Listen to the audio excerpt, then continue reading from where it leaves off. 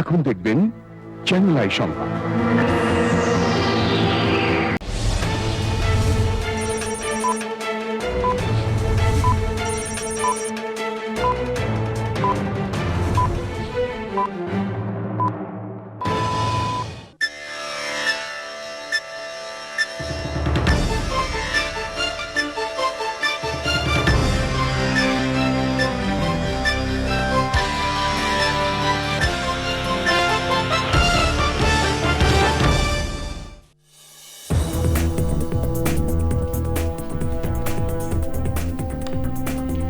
আসসালামু আলাইকুম। Channel I সংবাদে সবাইকে আমন্ত্রণ জানাচ্ছি। আমি আল আভি জাহান।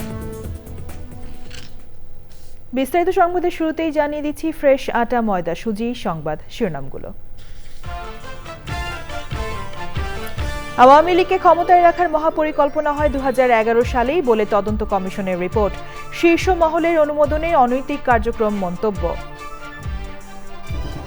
22 জানুয়ারি থেকে নির্বাচনী প্রচার কার্যক্রম শুরু করবেন তারেক রহমান। আগে নির্বাচন পরিচালনার প্রস্তুতি সম্পন্ন করতে চান বিএনপি নেতারা।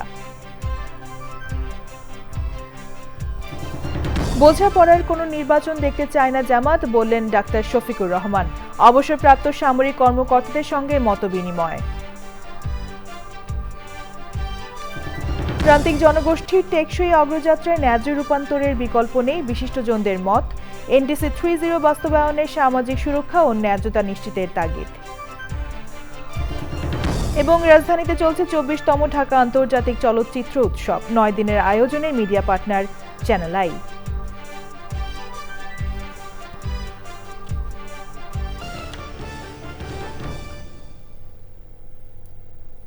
সংবাদ শিরোনামগুলো জানাচ্ছিলাম। এখনকার এই সংবাদ আয়োজন একই সঙ্গে চ্যানেল আই এর ইউটিউব চ্যানেলে এবং চ্যানেল আই এর ওটিটি প্ল্যাটফর্ম আই স্ক্রিনে লাইভ স্ট্রিম হচ্ছে। এবার বিস্তারিত।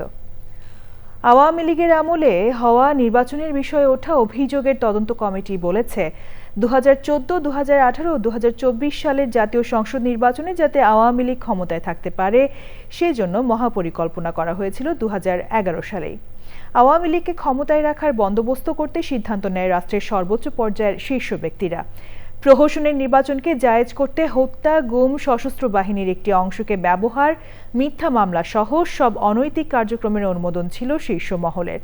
মোস্তফা মল্লিকের রিপোর্ট। অন্তর্বর্তী সরকার গঠিত সংস্কার কমিটিগুলোর মধ্যে সবশেষে তদন্ত কমিটির রিপোর্ট জমা দেয়া হয়েছে। প্রধান উপদেষ্টা অধ্যাপক ডক্টর মোহাম্মদ ইউনূসের হাতে দেয়া 2014, 2018 ও 2024 সালের জাতীয় সংসদ নির্বাচনে অনিয়ম, দুর্নীতি ও প্রশাসনিক সংশ্লিষ্টতার বিষয়ে গঠিত তদন্ত কমিটির প্রতিবেদনে বলা হয়েছে 2014 সালের নির্বাচন সারা বিশ্বে বিনা প্রতিদ্বন্দ্বিতার নির্বাচন হিসেবে সমালোচিত। 2018 সালের নির্বাচনে বিএনপি সহ অন্যান্য বিরোধী দল আওয়ামী লীগের পরিকল্পনা বুঝতে ব্যর্থ হয়ে নির্বাচনে অংশ নেয়। প্রতিবেদনে বলা হয়েছে তত্ত্বাবধায়ক সরকার ব্যবস্থা বাতিল, নির্বাচনী কৌশল নির্ধারণ ও নির্বাচনে রাষ্ট্রীয় গোয়েন্দা সংস্থা এবং সশস্ত্র বাহিনীর একটি অংশকে ব্যবহার করা হয়েছে।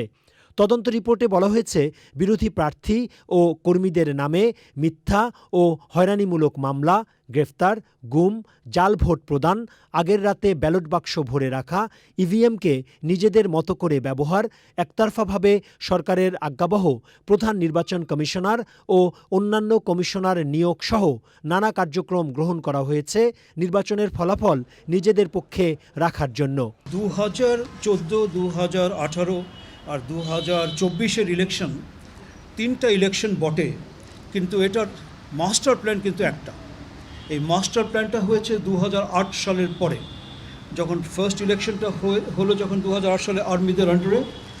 ওখান থেকেই একটা স্ট্র্যাটেজি ছিল যে কেয়ারটেকার গভর্নমেন্টটাকে বাতিল করা।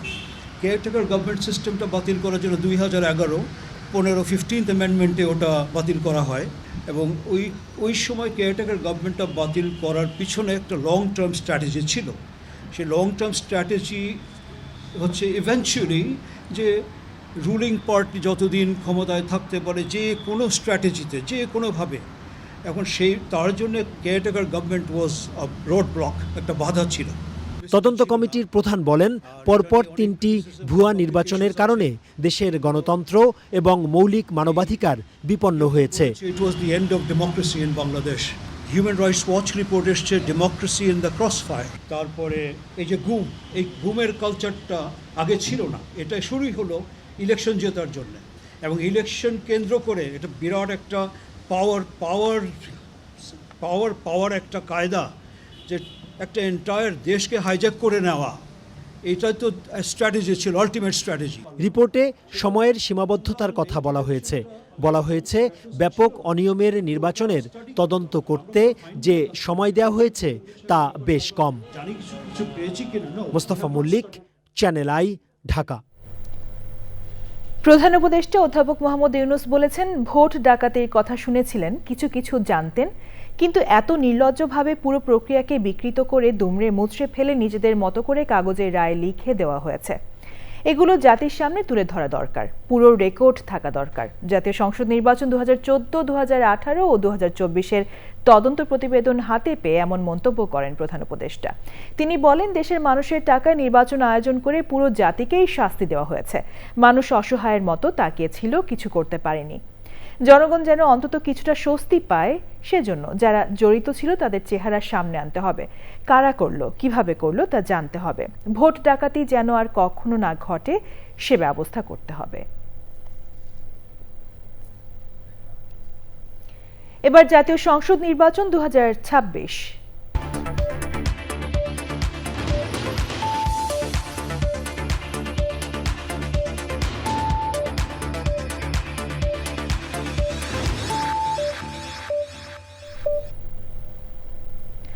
ত্রয়োদশ জাতীয় সংসদ নির্বাচন সামনে রেখে 22শে জানুয়ারি থেকে নির্বাচনী প্রচার কার্যক্রম শুরু করবেন বিএনপি চেয়ারম্যান তারেক রহমান। তবে এর আগে দলীয় এজেন্ট, পোলিং এজেন্ট এবং প্রার্থীদের প্রশিক্ষণ দিচ্ছে বিএনপি।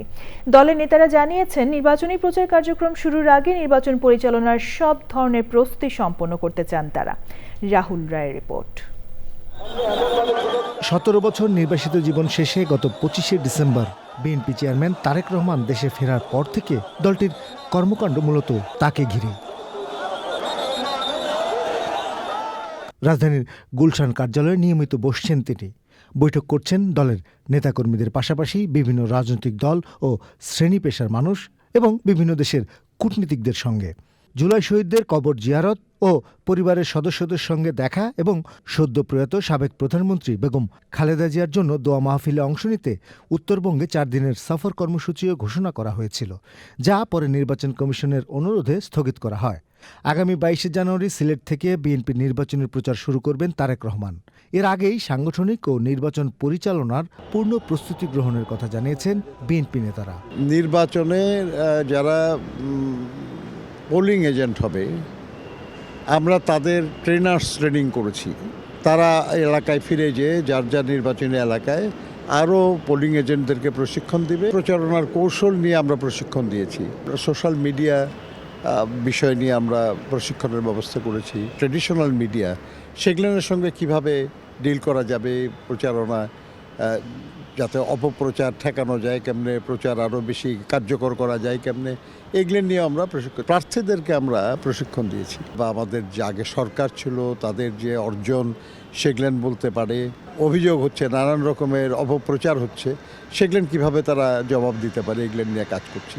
এজেন্ট নিয়োগ করা, এজেন্টদেরকে ট্রেনিং দেওয়া, তারপরে ভোটারকে সেন্টার ওয়াইজ কমিটি করা, সেন্টারে কত লোক থাকবে সেই ব্যবস্থা করা, তারপরে যে ভোটারদের লিস্ট নিয়ে ভোটার স্লিপ তৈরি করা, বাড়ি বাড়ি যে ভোটার স্লিপটা দিয়ে আসা, প্রতিবেশীদের সাথে যাতে আমাদের কর্মীরা ইন্টারাক্ট করে সেটা করছে তারা।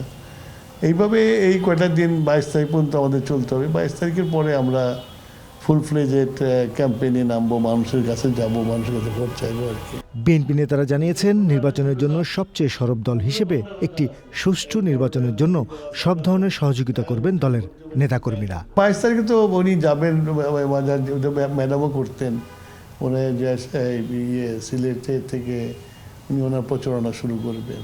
সেখানে ওখানে সিলেটে যেভাবে ওরা ব্যবস্থা করছে সেইভাবে উনি প্রচার করবেন আর কি। ওনার পক্ষে তো বাড়ি বাড়ি যাওয়া সম্ভব না, উনি হয়তো জনসভার মাধ্যমে বিএনপির পক্ষে ভোট চেয়ে প্রচারণা শুরু করবেন। শান্তিপূর্ণ, অবাধ এবং সুষ্ঠু নির্বাচন অনুষ্ঠানে আমরা কি সহযোগিতা করতে পারি? আমরা মনে করি যে এই দায়িত্ব নির্বাচন কমিশনের, এই দায়িত্ব সরকারের, কিন্তু রাজনৈতিক দল হিসাবে আমাদেরও কিছু দায়িত্ব আছে। সেই দায়িত্ব আমরা কিভাবে পালন করতে পারি এই নিয়েও আমরা আমাদের প্রার্থীদের সঙ্গে, আমাদের নেতৃবৃন্দের সঙ্গে আমরা কথা বলেছি। এই যে সময়টা, এই সময়টাকে আমরা এইভাবেই কাজে লাগানোর চেষ্টা করছি, যাতে করে যেদিন থেকে প্রচারণা শুরু হবে সেই দিন থেকে যেন অত্যন্ত কার্যকরভাবে আমাদের নেতাকর্মীরা এবং প্রার্থীরা নির্বাচনের কাজ করতে পারে। দলের সিনিয়র নেতারা জানিয়েছেন, বিধিমালা মেনেই নির্বাচনী প্রচার কার্যক্রম পরিচালনা করবে বিএনপি। রাহুল রায়, চ্যানেল আই, ঢাকা। যাচ্ছি অন্যান্য সংবাদে।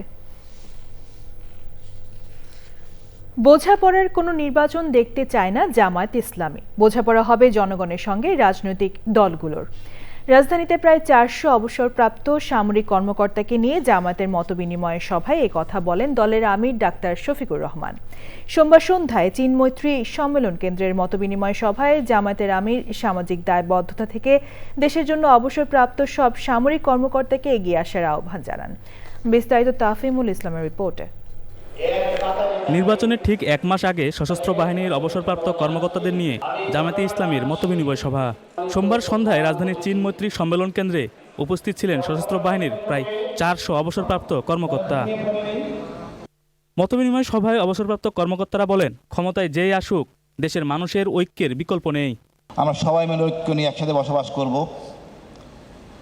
এবং আমরা সুন্দরভাবে আমাদের আগামী প্রজন্মকে এই বাংলাদেশ উপহার দিয়ে যাব।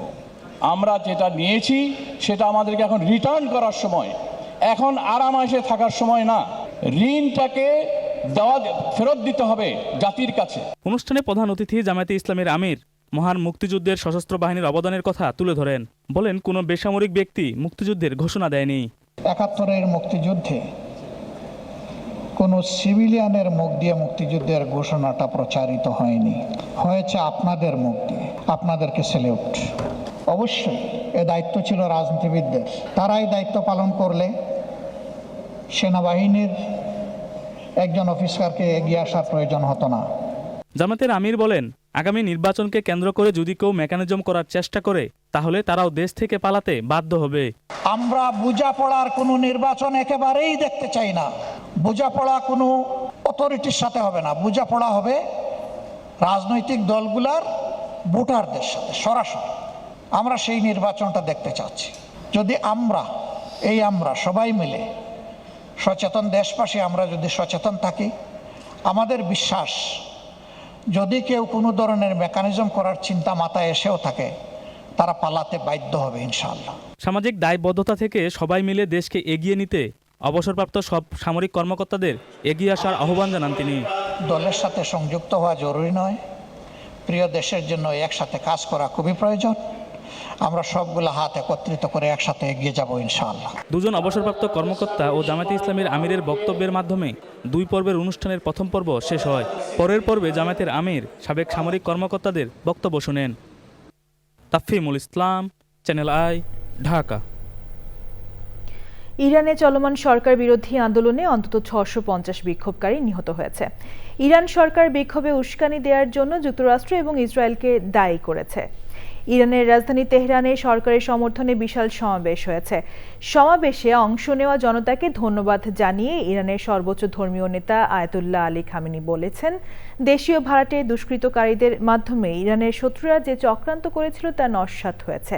যুদ্ধের জন্য প্রস্তুত থাকার কথা জানিয়ে যুক্তরাষ্ট্রের সঙ্গে আলোচনাও চালিয়ে যাচ্ছে ইরান।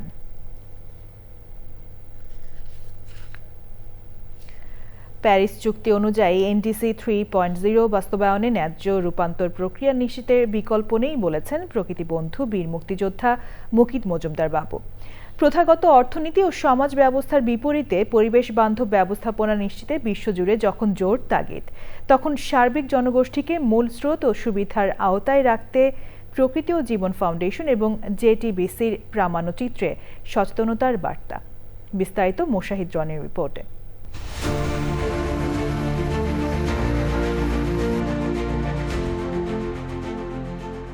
জলবায়ু পরিবর্তনের প্রভাব মোকাবিলায় যখন আমরা জীবাশ্ম জ্বালানি যেমন কয়লা বা তেল থেকে বেরিয়ে এসে পরিবেশ বান্ধব অর্থাৎ নবায়নযোগ্য জ্বালানির দিকে যাত্রা শুরু করি, তখন সেই রূপান্তরটি যেন সমাজের সব স্তরের মানুষের জন্য সমান ও ন্যায়সঙ্গত হয়, সেই ধারণাটি হলো জাস্ট ট্রানজিশন বা ন্যায্য রূপান্তর।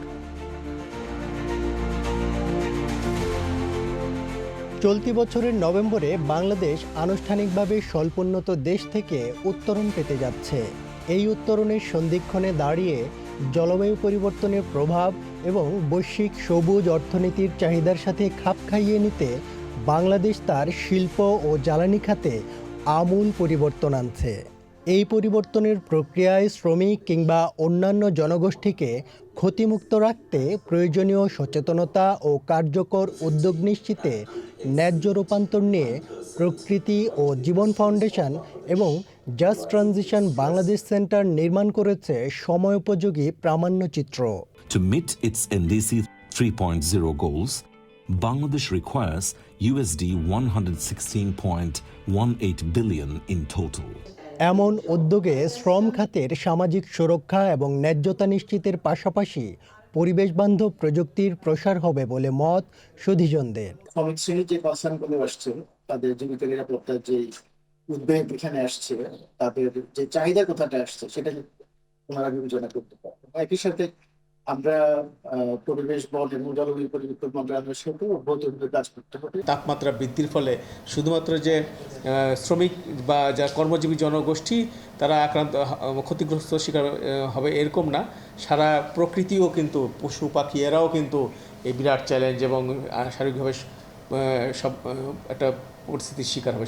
এনডিসির আলোকে সেটা নিয়ে আমরা কাজ করার সুযোগ রয়েছে। প্যারিস চুক্তির বিপরীতে এনডিসি 3.0 বাস্তবায়নে যখন জোর তাগিদ, তখন প্রান্তিক জনপদ ও মানুষের সমন্বিত টেকসই অগ্রযাত্রা নিশ্চিতে ন্যায্য রূপান্তর প্রক্রিয়ার বিকল্প নেই বলছেন প্রকৃতি বন্ধু বীর মুক্তিযোদ্ধা মুকিত মজুমদার বাবু।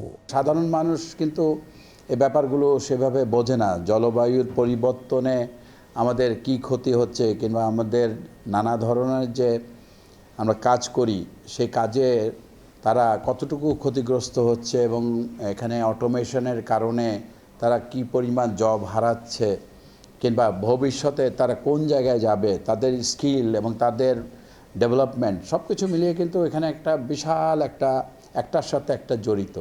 সেই জায়গাটাকে অ্যাড্রেস করার জন্য কিন্তু এই ডকুমেন্টারিটা জাস্টিস ফর ট্রানজিশন, এবং এই ডকুমেন্টারিটা যখনই খুব বেশি দেখানো হবে তাহলে কিন্তু মানুষের একটা ধারণা পরিষ্কার হবে যে আসলে এই ব্যাপারটি আমাদের জন্য কতটুকু জরুরি। ব্যাপারটি যত ছড়িয়ে দিতে পারি আমরা সবার মাঝে, ততই কিন্তু দেশ এবং মানুষ উপকৃত হবে।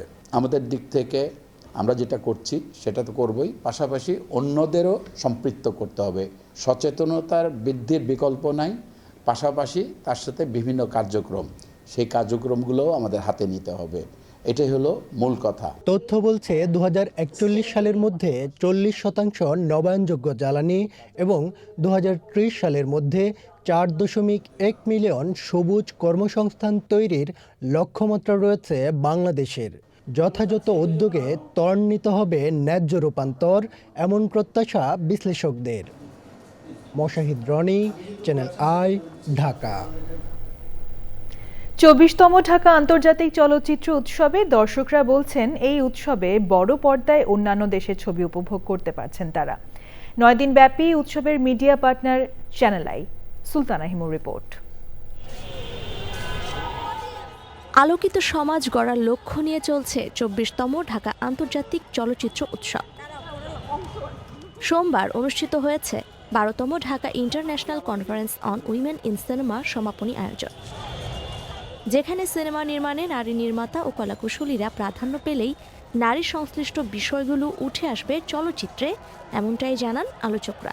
যারা এখানে ফিল্ম মেকিংয়ে পড়াশোনা করছে তারা যাতে ওখানে গিয়ে কিছুটা আরও শর্ট কোর্স করতে পারে, 6 মাস 1 বছরে, যাতে টেকনিক্যালি আরও বেশি সাউন্ড ফিল্ম মেকিং করতে পারে। আমি দেখলাম এই ফেস্টিভ্যালের একটা উইক লং ইয়ে ছিল যে just focusing on Chinese film, তা সেটা থেকে আমাদের শিক্ষণীয় অনেক কিছু আছে।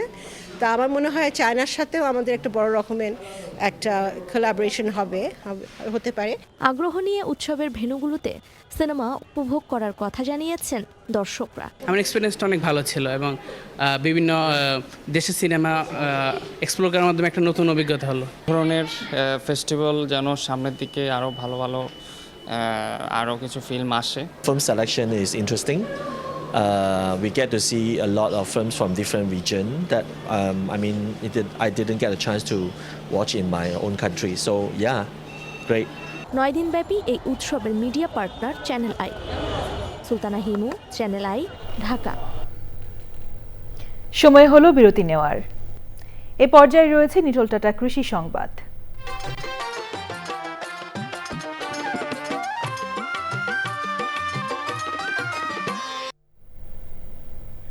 চলতি বছর গাইবান্ধার পলাশবাড়ি ও গোবিন্দগঞ্জে মরিকাটা পেঁয়াজের ভালো ফলন হয়েছে। সার বীজ সহ কৃষি উপকরণ ব্যয় বাড়লেও কৃষক সময় মতো ক্ষেতে সার সেচ ও সঠিক পরিচর্যায় পেঁয়াজে ভালো ফলন পেয়েছেন।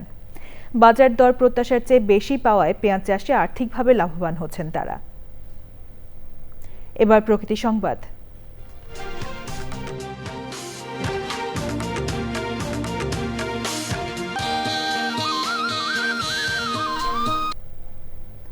চট্টগ্রামের ডিসি পার্কে শুরু হয়েছে মাসব্যাপী ফুল উৎসব।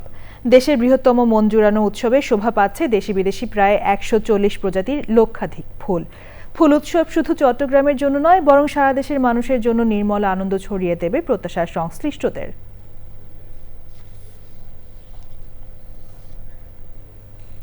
এখন দেখবেন খেলার খবর।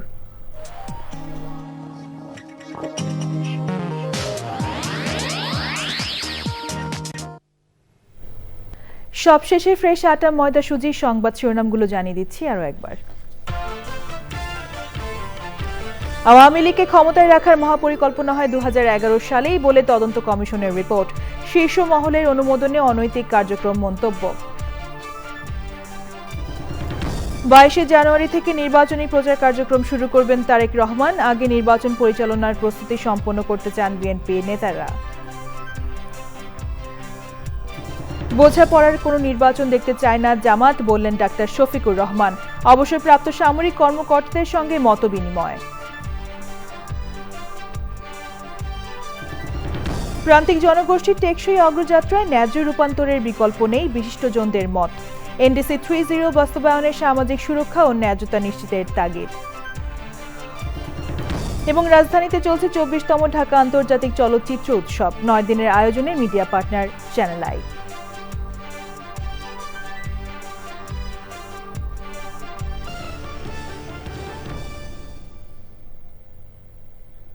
পরবর্তী শীর্ষ খবর দেখার আমন্ত্রণ জানিয়ে শেষ করছি। সাথে থাকার জন্য ধন্যবাদ সবাইকে।